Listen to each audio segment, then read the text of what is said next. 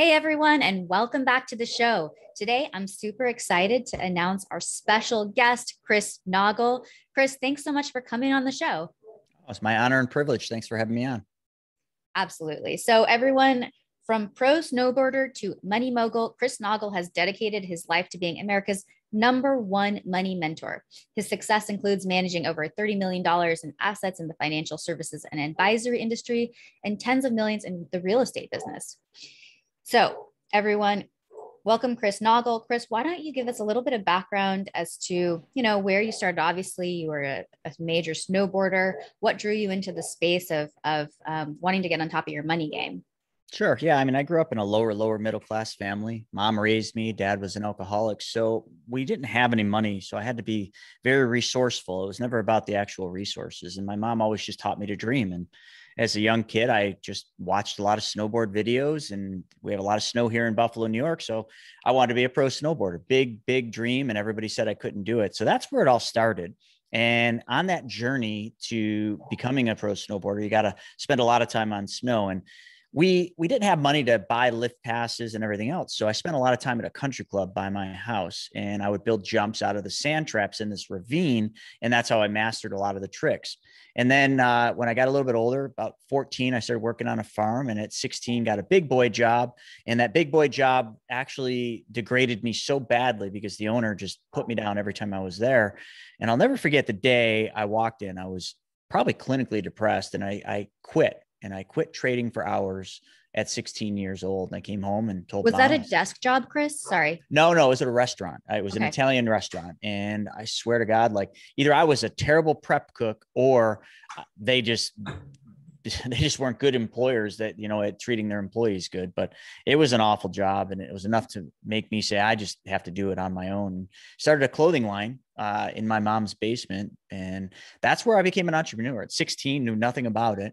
And that clothing line, I took off and started selling it to all these snowboard shops. And I got the next big idea to open a snowboard store. Because if you got the clothing line, why not have the store? And I was 17 at the time. Just And real quick, Chris, yeah. I just want to circle back to something that's an important point, which is why did you decide to become an entrepreneur at that moment when you were 16? It wasn't like a technical or long-winded thing. It was just, that was the only thing I thought of to make money in order to pay for my snowboarding, hobby at the point of trying to chase that dream. So I just needed money, and I didn't want to ever be treated that way by an employer. And, at 16, you don't know that other employers can be good. You just know your first experience. And that first experience was one just degrading me and literally brought me to the point where I was depressed. I remember my grades at school, everything went down because I thought I could do nothing right. So that was it. It was just sheerly, I don't want to work for anybody else. So I'm just going to start a clothing line. And I had always admired like some of the skateboard, snowboard clothing lines. I loved how they did things, their marketing. And I'm like, I want to do that.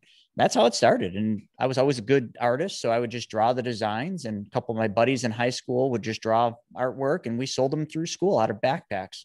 And then I started selling them to stores that were putting on snowboard contests. And by 17, I had them in a bunch of stores. And that's where the idea came from, to do Fat Man board shops instead of Fat Clothing Company. It was all the PHAT, if you remember that. Yeah. The cool, I think is what it stood for. So, raising 70 grand as a 17-year-old who doesn't come from money was proving to be quite difficult. And everybody told me no. My dad told me to get a job at the factory. Nobody supported my dream. And I remember my dream almost died, and my mom saw this, and she didn't have anything but the 2-bedroom, 700 square foot house that I grew up in. So she put that house on the line so her punk snowboard kid could chase his dreams. She collateralized an SBA loan with her house. Wow. Now, I look back and I'm like, Mom, that's so stupid of you to do. I could have lost all of that. But, at 17, it was actually November of 94. I was 18 years old when Fat Man opened, and it opened and we got off to a good start. But I remember there was a lot of times where I didn't think I was going to make it to the next day, but I always knew if I failed, I lost the house. And that wasn't even an option. So that's like the early years. And I did become a pro snowboarder. I was living like just an awesome life, riding professionally, running my shops. And that went on all the way up to the early 2000s. right when the dot-com crash hit and the planes hit the towers. I never forget, I just got back from an ASR trade show in California, and I'm driving to my newest store in Orchard Park, New York. And I'm listening to the radio, and the planes hit the tower. And I'm like, oh my God, was that just a little, little prop plane? And no. And that was the beginning of, the recession. And I had never seen a recession. It brought my retail stores down 30%. And I had to get a job. So I was either going to deliver pizzas with my friend Mike or get a real job. And the only people that called me, it's funny, I'm a young entrepreneur, punk snowboard kid. And the only people calling me were Wall Street firms. I mean, who wants me in Wall Street? But that's how I ended up in the money space. It was out of sheer necessity. Chalk that up to? Like, why do you think? It's an easy explanation. So in the financial advisory world, they're looking for a very specific person, somebody that's a self-starter, somebody that doesn't want to work a 9 to 5 punching a clock. They want somebody who's going to go out there and get it. And that's how it works. I mean, it's feast or famine in the financial advisory world. It's, you either go out there and earn your keep or you're out of the business. And I watched a lot of advisors in my first year come and go because they couldn't make it. But for me, you got to remember, I'm self-employed. I was used to living on next to nothing. And I was used to these cycles of having money and then having nothing. So I had to make money stretch. Yeah. So I think that's the reason why I was able to make it in the advisory world. And not only make it, I actually loved it. I thought it was supposed to be a temporary thing. I just wanted to go back to my stores, but I started loving it. I started building clients. And I remember, never forget, I'm in the bullpen and I'm looking around. This is early on. I'm seeing all these big offices around this office and all these big advisors who made huge money, right? Back then it was huge money. And I'm thinking, how do I get to one of those offices? And I'd watch them and they'd get there at 9. They'd go to lunch for 2 hours and they'd leave at 4 to go golf. And I'm like, okay, so if that's how they're doing it and they made it this far, all I need to do is do everything they're unwilling to do.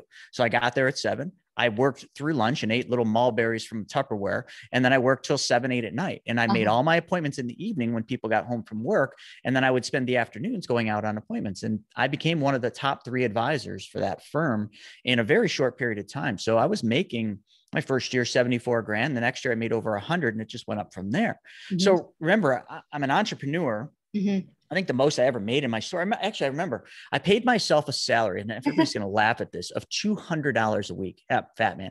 To me, that was a lot of money. I remember putting the pro formas together for Fat Man, and the net profit was $30,000. I remember thinking, I can't believe I'm going to make $30,000. Think about that, right? Like, I'm a 17-year-old kid doing pro formas, and I'm thinking I'm going to make $30,000. Now, this is 94, so that was more money than it is today, but it was such a monumental. God, I'm getting fired up just thinking about it. How exciting that was. And then my first year as an advisor, I make 74. So I more than doubled that. So I knew I was doing something right. And I got into real estate in 2006. So I'm doing the advisory thing. I'm still snowboarding professionally, still have my retail stores. And I watched a TV show where they were flipping houses. And I said, I can do that. So me and my best friend, Mike, the pizza delivery guy, bought a house and we started renovating it. It only took us a year to finish it. And we only made $8 grand instead of the 40 we were supposed to, but I at least got the taste of it. And then the next year I did another one. And then in 2008, I was crushing. I was definitely at the peak of my financial advisory career. I was at the peak of my snowboarding career.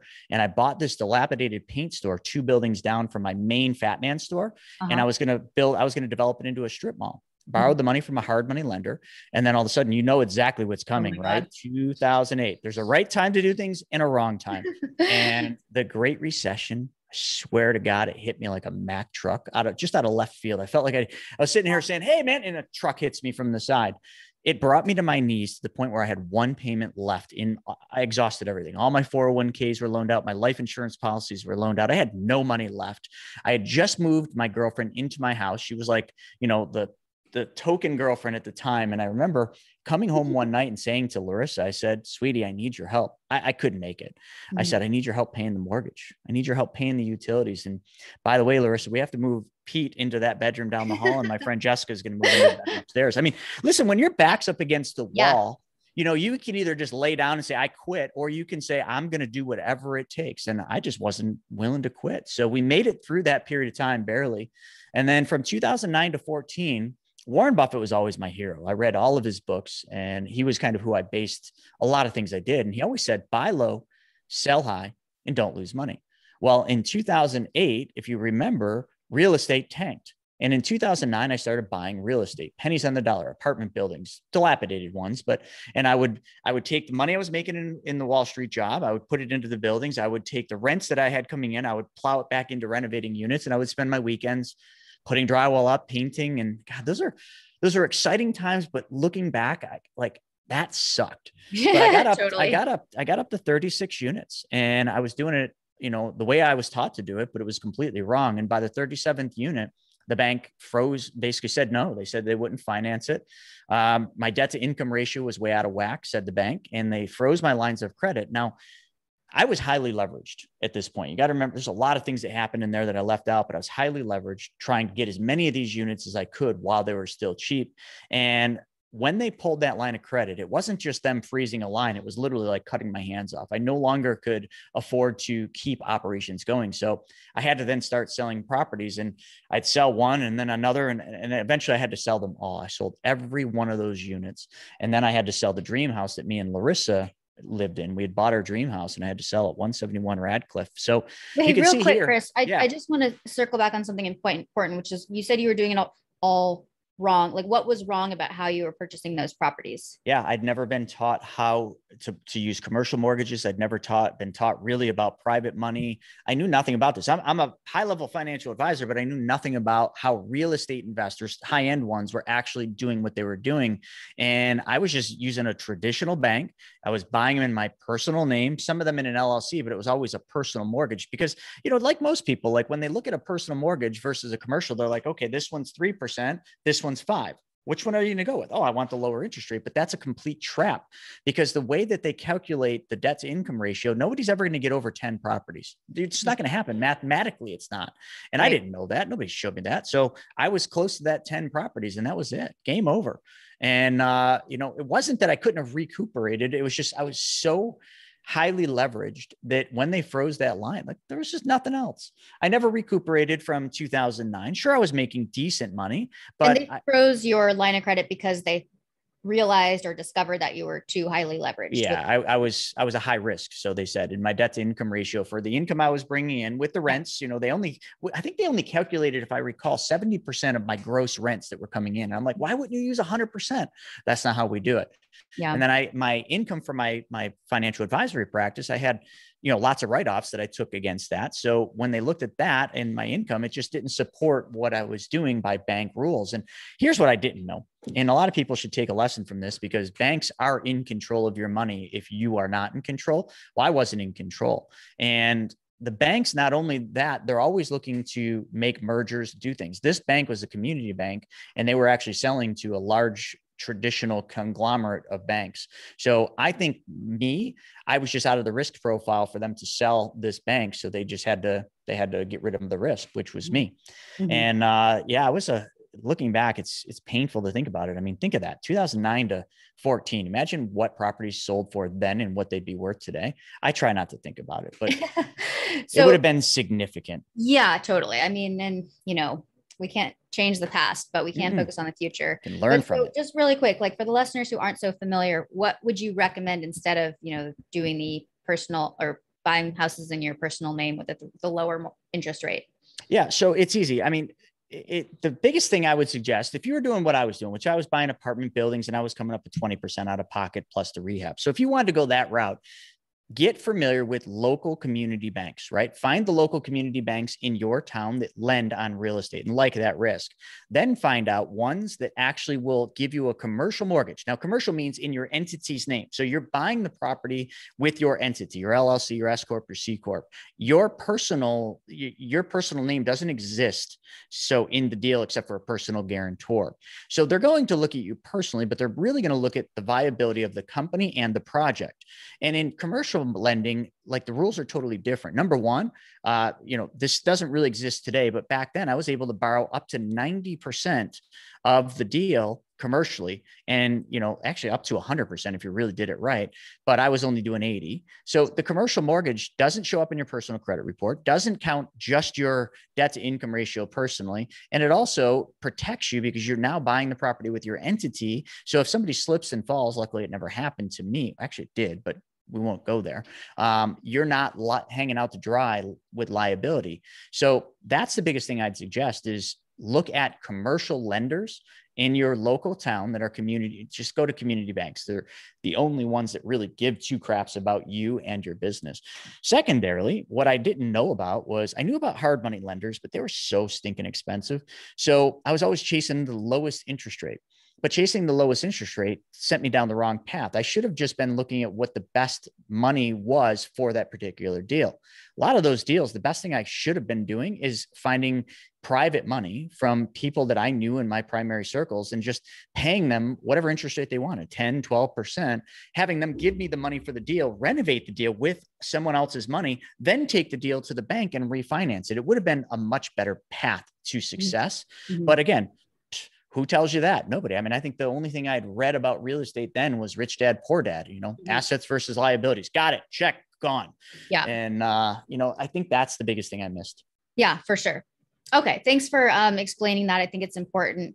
So you exited real estate and then tell us what's next. Yeah. So, at that point, that was the lowest point in my life. Just lost everything, everything was suffering, my relationship. And I remember I got a postcard in the mail saying, come to this 3-day seminar to learn how to flip houses. So you can imagine, I get this postcard, almost goes in the garbage, and I look on the back and it says, oh, and if you show up, you get a free iPod shuffle. I had nothing to lose, but I had an iPod shuffle to gain. So off I went. And at this event, I was so bored. I remember I even wore a suit because I was an advisor. I just had this ego and this image thing. It was so stupid. But I'm there and there's two speakers that go up, Mike and Greg, never forget it. And they start talking about money. Mike had an A&E TV show, Flipping Houses. Greg was the bank. And as soon as they started talking about money, my ears perk up. I sit up in the chair. I'm like, oh, money. Okay, this is my topic. And they start telling me what they're doing, how they're doing it, what money they're using. And everything they said was completely foreign, which to me, remember, I'm at this point, 13 or 14 years as a high-level advisor. And these guys are talking about things I'd never heard of at all. Privatized banking. They're talking about being the bank. They're talking about self-directed IRAs, which I'd only heard glimmers of in the world. And I wasn't even allowed to talk about them in the financial advisory world because I couldn't get paid. Yeah. That's funny, right? How in the financial advisory world, you can't talk about things if they don't make money for your brokerage, but we won't go down that rabbit hole. So I was instantly just thinking to myself, if this is just an hour of these guys talking, what else don't I know? What do I think I know that just ain't so? And I dove in and I started following the wealthy around, starting with these two, but then I got into their circles and met all their friends, which were, multimillionaires and some billionaires. And I started being an advisor. I was pretty good at talking about money. I started asking them, what do you do with money? Where does your money go? Like, how are you, when you make money on a deal, where's this money going? And what I found is that every one of these extremely successful guys were doing the opposite of everything I was ever taught to do as an advisor. And instantly I started questioning it all. And I started diving in and learning what the wealthy know, what they do, and why is it different? And why is it that me and everybody else, and I just want to say the non-wealthy, or whatever stage they're at, middle class, low class, why is it we're not privy to this information? And I started thinking, okay, is it their advisors? No, not at all. And it was very simple. It came down to the wealthy did one thing different with their money that we were never taught, because we weren't taught that by the banks, by the advisors, by the brokerages, because the brokerages, banks, and advisors can't get paid to do what the wealthy do. The wealthy had advisors, but they were on retainer. So they were getting advice that was perfect for them, fiduciary, whatever you want to call it. So they were doing things that nobody else would be told of because nobody could make money by telling them to do them. And that was it. And I put it all together. And I have literally made an entire career around giving my best stuff away for free, telling people what I learned and the secrets of the wealthy so that they can get back control of their money, because that's the biggest thing. We all are taught our whole lives to make money, to trade it, work for money, make it, and then give up control of it. Put it in a 401k, put it in the bank, give it away to somebody else. You're not a good steward of your money. Mm-hmm. And that's backwards. For sure. Yeah. I mean, I just love everything you're saying because, so many people, and I mean, nothing against individual financial advisors. Like I know many and they're wonderful people and, they're smart at what they do, but what they do isn't going to make you wealthy. Right. And so, I would love to hear just some of the learnings, like what is it that you currently think are some of the most important lessons to teach people? I mean, I'm obviously limited time, but let's hear it. Very simple. And I'm going to try to keep this super high level. And a lot of people, there's way more to unpack here, so that they'll have to watch some videos on my YouTube. But Yeah. here's the biggest problems. Let's start right from the beginning. You've been taught to work for money. And if you're taught to work for money, you're already doing different things than the wealthy, because the wealthy learned that they can only make so much money by working for it. The rest of it has to be their money working for them. We're never taught to make our money work for us. Money's a tool. It's just like the shovel in your driveway. So what do the wealthy do different? Like, how do they make their money work? Well, first off, they don't put their money the same place we do. They don't put their money in the bank. They keep very little money, in most cases, in a traditional bank outside of working capital. Their money goes the same place the Rockefellers, the Rothschilds, the Walt Disneys, the Ray Krocs, and so many others put their money, and that is into privatized banking policies. So what is that? And this is the part where everybody, because I don't have a lot of time to get into this, but everybody like thinks they know what they don't know. And I was one of them. What is a privatized bank?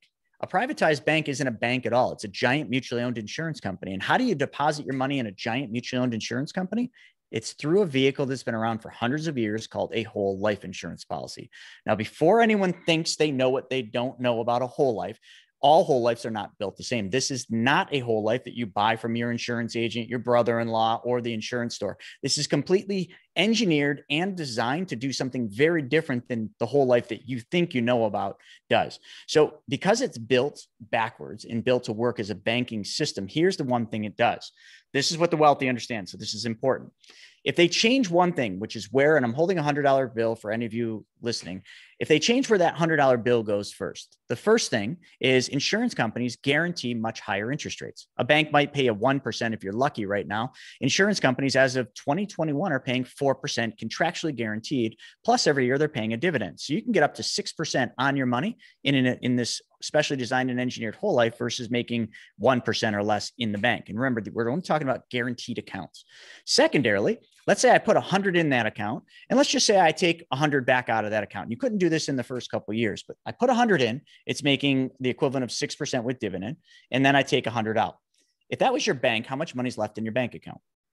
Zero, right? Mm-hmm. Yeah. I mean, you put 100 in, you took 100 out. So you're making interest on nothing if you took the money out. In an insurance company, when you put money in, you can take it out as a loan, but the loan never needs to be paid back because the loan is just leveraging your death benefit that's paid out when you die. So the insurance company gives you a loan against your death benefit. They do charge you interest, but it's not as much as what you're earning. So now I've got this $100 in my hand that is a loan against my death benefit. So I just leverage the death benefit. The second thing that the wealthy understand is they don't like paying taxes. So loans, even if I took all the gains out of this policy, that's not taxable. So I get to use tax-free money that is now, that came from my policy. But the most important thing is this, and this is the part that you need to watch the video to understand. That $100 that was in my account, even though I'm holding the $100 in my hand, I'm not holding my money. This is the insurance company's money. My 100 grand or my $100 is still in the policy, earning interest and dividends uninterrupted. So if you understand Albert Einstein's theory of compound interest, he said, those that understand it, earn it. Those that don't, pay it. I'm earning it all the time. And the wealthy are earning it all the time, even though they're using it. Mm-hmm. So now I've got control of my money to go out and buy real estate, invest in syndications, put it in notes, whatever flavor you have and where you invest your money, you have the ability to now make money twice instead of once without working harder, longer, or taking on any risk. That's the first thing the wealthy do. The second thing they do is they apply banking strategies in everything. They treat their money the same as they would treat the bank's money. In other words, if they're going to buy a car and they have cash to pay for the car, they take the cash from their private banking policy. They pay cash for the car. So now they own the car free and clear, but they don't stop there. They understand that if they bought this with a bank loan, they'd have to make a monthly payment to a bank. So they say, okay, well, the bank would have charged me $500 for this car every month. I'm going to take $500 and I'm going to take this $500 and I'm going to move that money back into my private bank because I'm treating my money the same as I treat the bank's money. And the wealthy never, very few of them. If you find one that does put a ton of money in a qualified retirement plan, please let me know who it is and why they're doing it. They don't do that. They have other ways to get tax deductions called businesses or syndications through depreciation and all sorts of things. They understand that. They don't put their money in 401ks like we're taught to do because that's giving up control of their money. And they don't want their money sitting in something for 5, 10, 15 years that they can't touch without paying taxes and penalties, because when an opportunity comes across their desk, They want to take action on that opportunity, which means they need to be in control of their money at all times to take advantage of that. That's why the wealthy always seem to get, oh, they're so lucky they get all the opportunities. No, they don't. They're just in control of their money. So the opportunities that come to them, they can act on it. Where me, prior to knowing this stuff, I put a ton of money in 401ks. And when an opportunity came, I'm like, oh boy, I wish I could do this opportunity. Oh, that syndication deal is so awesome. I wish I could do this, but my money's in the 401k. Oh, my money's in stocks and they're down up. If it was last week, my stocks were up. I could have taken the money out and made, but now I can't. Sorry, I can't do this syndication deal. You see what I'm saying? It's like, it's so simple. It's changing one thing. It's putting yourself in control of your money so that that money is now able to work for you much harder in opportunities that actually make sense. And quite simply, I mean, I think a lot of people just need to start learning to say no so that they can say yes to the right thing when it comes up. For sure. Yeah. All right. It was a lot to unpack, and there's way more to that than what I got into there. Yeah, no, I mean, I'm sure that, you clearly have a ton of content, which would be super valuable to go into. And, just to reiterate, one of the important points that you made is like having control of your money and not believing that you're not the best steward of your money. I mean, yes, it does take some work and education to learn how to invest your money, and that, that's an investment of time and energy that you can make, but just giving up control of your money to, whether it's your financial advisor, your 401k, which you have pretty much no control over, that's only going to get you so far. Right. And probably not where you want to be. So I think that's a really important point. I want to just circle back on something you said about the buying the car and treating yourself like the bank. Can you just break that down? What Sure. exactly you meant? Like, did you say do you mean just they put $500 away so that they can invest it later? Yeah, I went really fast through that. So let's just talk about a car. So and I'll give it to your entire audience for free. They can get a booklet that I did teaching them how to get all the money back for every single car they will ever buy, drive, and own. There's no catch to it. There's no gray area. It's this simple. There's 3 ways you can buy a car, right? You can pay cash for a car. What's another way you can buy a car? You can get an auto loan. Yeah, you could finance the car through a bank or a finance company. What's the third way you can buy a car? You can lease it. Right? Okay. Yeah. You could trade monthly payments for the right to borrow and rent the car. And the fourth way is you can steal the car, but don't do that. So if there's 4 ways to buy a car, which is the most efficient? Well, a lot of people argue things. CPAs have heydays over this, but really a lot of people would say, well, the best way to buy the car is to be the bank. So let's say you were going to pay cash for a car. Most people take cash out of someplace, a stock account, a savings account, and they go to the dealership, they buy their vehicle, they get the keys. And what did they just do? Number one, they got a depreciating vehicle that they're super excited about. But number two, they gave up the interest earning potential on that money. Yeah. All that money you paid for the car is now gone in somebody else's control, and you can't earn anything on that money. It's gone forever. Right. So what if we could change the dynamic? You can't. Simple. So now you paid cash for the car because you saved up for it. That's the downside. A lot of people want instant gratification. This method, you have to actually save for the car. You paid for the car, but now take one additional step. When you're at the dealership, and I know a lot of men and women love negotiating for cars. So when you're at the dealership, negotiate the monthly price before you say you're going to pay cash for it. And the dealership goes back and forth with the credit manager. All right, no, that's too much. 620. Nope, I need to be at 600. They come back and they got 600. Great. How did you do that? It's a 6-year note, 3% interest. Perfect. So now what you've got is the finance company just figured out your monthly payment. So let's just say it's $600. So you have the car, and then right before they're ready to draw up the loan paperwork, you're like, hold on a second, I don't need the loan. Well, why did we just do that? Because I needed you to tell me how much to pay my bank. So now I got a $600 monthly payment that I would have exchanged to them for this vehicle every month. So what I'm doing now is I pay cash for the car. I own the car, but now I need to get all the money back for that car. So take the $600 you would have paid for that car. Now set up a bill pay and have that $600 paid back to your private bank. So every month, $600 goes back into your private bank. Now, remember, what you're doing here is you're paying yourself first. Rule number 1. Rule number 2, you're paying yourself with interest, because you got to treat your money the same way you treat the bank's money. The bank was going to charge you 3%, so you charge yourself 3%. And number 3, you got to recycle and recapture all the money you normally would give away to everybody else. And you got to be the bank. So you take the $600 a month and you put it back into your bank. And at the end of the 5 or 6 year term, whatever the note is, all the money for that car and then some is back in your account. Plus you got a bought and paid for vehicle in the driveway, which has value. You effectively just got all the money back for every vehicle without having to sell the vehicle. Mm-hmm. Sell the vehicle, and that's a profit. Yeah, for sure. Yeah. Really important concepts there about being the bank and, treating your money with like the respect that, you know, you should treat it with. So absolutely. Well said. Yeah. Awesome. Okay. Well, can I hit one more thing on syndication? Because I know absolutely. you talk about syndication a lot. And I think it's really important to understand that a lot of people out there, they all know real estate's a good investment. I got into real estate because all my wealthiest clients were in real estate. And I'm like, well, if they're in it, I should be in it. But a lot of people stop there because they don't have the resources. They think, oh, I wish I could buy that apartment building. I wish I could buy that 100-unit building like Grant Cardone or whoever else, but I can't because I don't have that much money. That's short-sighted thinking. Syndications allow the average person, or I should say not the average accredited investor, if I want to be correct about this, they have the ability to buy a fractional portion of a deal with, a very limited amount of money, 50 grand, 100 grand, whatever it is. And then they can get the benefits that the wealthy get for buying the entire thing. But what most people don't understand is the wealthy typically do exactly what we're talking about. They don't often buy and take down the entire project themselves. They have investors that come in under them. So they do it as a group because, again, like getting back to the wealthy, they understand leverage and velocity, and they want the velocity on their side. So syndications give the average person the ability to really benefit from giant portfolios of rentals, passive income, tax deductions, and they can do it within the confines of whatever their ability to fund a deal are. It doesn't have to be $10 million. It might be 100 grand or 50 grand.